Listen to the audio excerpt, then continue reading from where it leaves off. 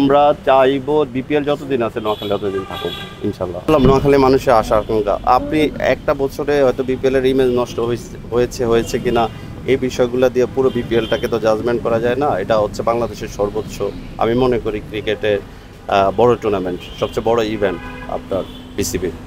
তো সেই হিসাবে আমরা হয়তো বা যদি অ্যাকসেপ্ট হই, আমরা ধীরে ধীরে এটাকে আমরা বিপিএলে অংশগ্রহণ করে বিপিএলকেও যেন আরও আমরা আমাদের তো মতামত থাকবে অবশ্যই, এই সুযোগটা তো অন্তত আমরা পাবো যদি আমরা অ্যাকসেপ্ট হই। তা আমাদের যদি মতামত আমরা প্রকাশ করতে পারি এবং এর কারণে বিপিএলে যদি ভবিষ্যতে আরেকটু ডেভেলপ হয়, সেটাও তো আমাদের মিনিমাম একটা সাকসেস আমরা হয়তো বা মনে করবো।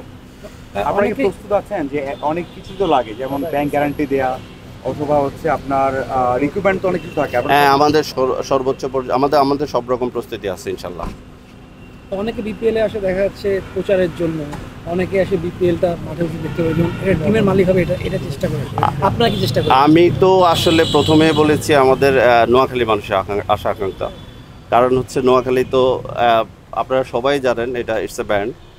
আর আমি নিজে যেহেতু ক্রিকেট ম্যানেজমেন্টের সাথে আছি, কিছু এক্স প্লেয়ার তারা আমাকে জানে, আমি লন্ডনে ওনাদেরকে আমার টিমে খেলিয়েছি।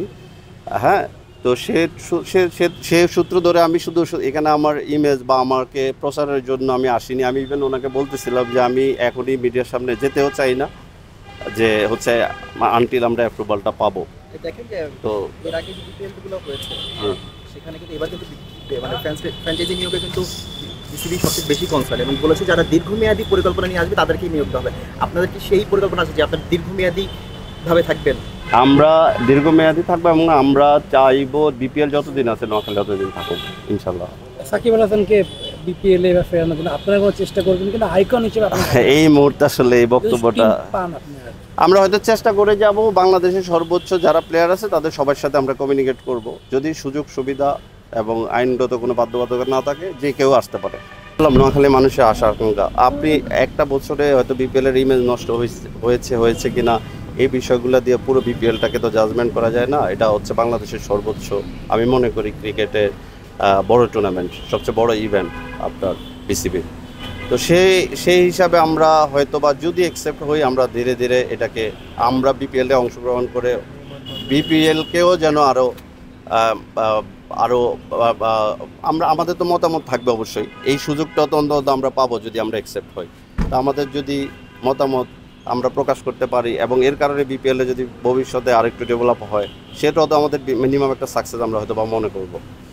আপনারা কি প্রস্তুত আছেন যে অনেক কিছু তো লাগে, যেমন ব্যাংক গ্যারান্টি দেয়া অথবা হচ্ছে আপনার রিক্রুটমেন্ট তো অনেক কিছু থাকে? হ্যাঁ, আমাদের সর্বোচ্চ আমাদের সব রকম প্রস্তুতি আছে ইনশাল্লাহ। অনেকে বিপিএলে আসে দেখা যাচ্ছে প্রচারের জন্য, অনেকে আসে বিপিএলটা মাঠে বসে দেখতে পারে, টিমের মালিক হবে এটা চেষ্টা করে। আপনারা কি চেষ্টা করেন? আমি তো আসলে প্রথমে বলেছি আমাদের নোয়াখালী মানুষের আশা আকাঙ্ক্ষা,